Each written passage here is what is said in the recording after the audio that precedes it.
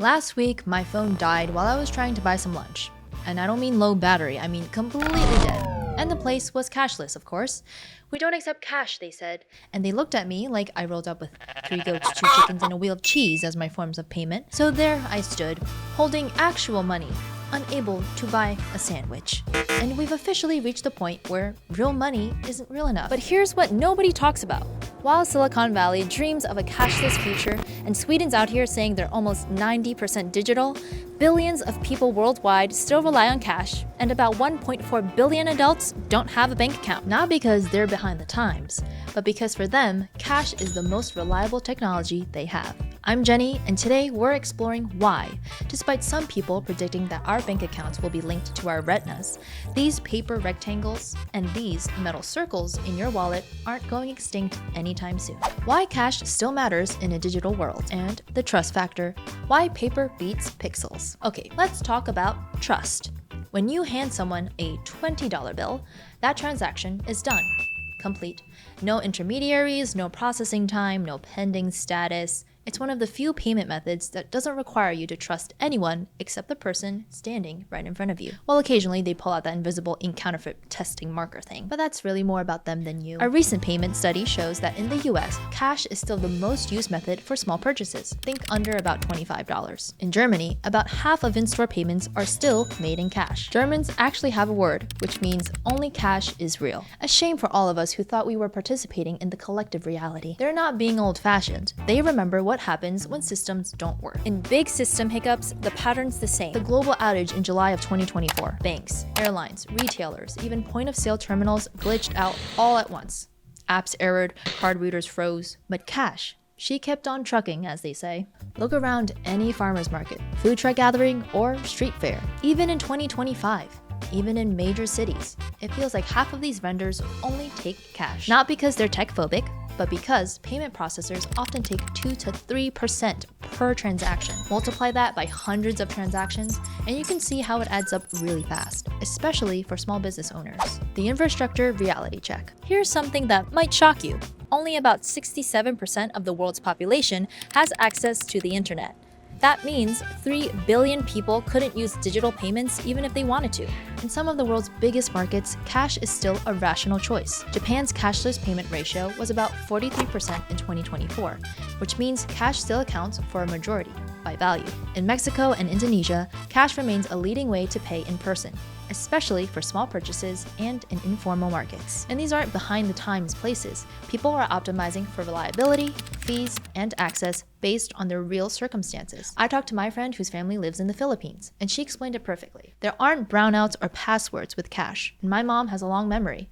You burn her once, she doesn't forget. At Remitly, we see this every day. People sending money to places where cash is often a reliable way to receive it. Not old-fashioned, just real-world smart. When digital systems go rogue. Setting the scene. July 2024.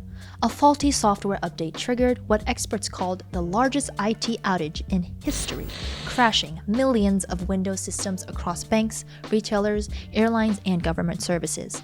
In many places, card readers failed, ATMs went offline, and digital payment systems were temporarily unusable. But cash kept working. Puerto Rico, 2017. Hurricane Maria knocks out power for months. No electricity means no card readers, no internet, no digital anything. The entire economy reverted to cash overnight. People who had money in digital-only banks couldn't buy food, while their neighbors with cash could. Canned food, the original penny stock. And these aren't edge cases. In 2018, a major card network hiccuped across the UK and Europe, and people couldn't pay by card for hours. In 2022, a national telecom outage in Canada knocked out debt terminals and e-transfers, and shops threw up cash-only signs. In 2023, a widely used point-of-sale provider went down overnight, freezing card payments for countless small businesses. But in every case, cash still worked. Ever notice how even the most digital-first people get nervous when ATMs are down? That little panic of, but what if I need cash? That feeling, that's your brain remembering that physical money can be a great backup system.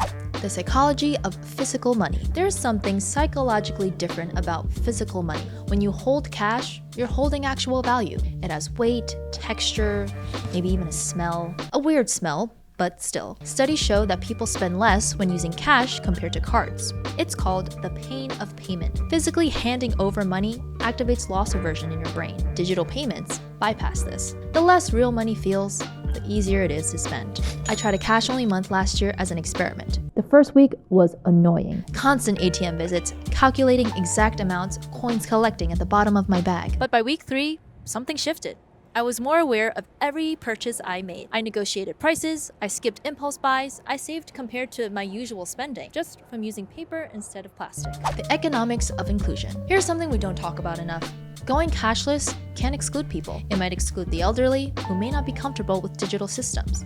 It might leave out rural communities without reliable internet. And don't forget about people without bank accounts, which, by the way, is about 1.4 billion adults globally. Look, I'm not anti-technology. I love that I can pay for things with my watch.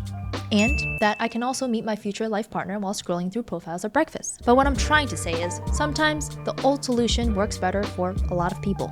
Cash in different cultures. Different cultures have completely different relationships with cash. And it's fascinating. In Japan, one of the most high-tech countries on earth, physical cash is still widely used. They even have robotic therapy pets over there designed to comfort the elderly. Theoretically, you could pay for one of those robo-pets with crisp paper bills. And I love that for them. Japanese culture values precision and certainty, and cash is precise. You know exactly what you have and what you're spending. No processing fees, no declined cards, no technical difficulties. Germany has a history with regimes that use financial tracking for control. For many, cash still represents privacy and freedom. Meanwhile, in Kenya, many people have leapfrogged credit cards entirely with mobile money that works on non-smartphones. But even there, cash is still king for many daily transactions.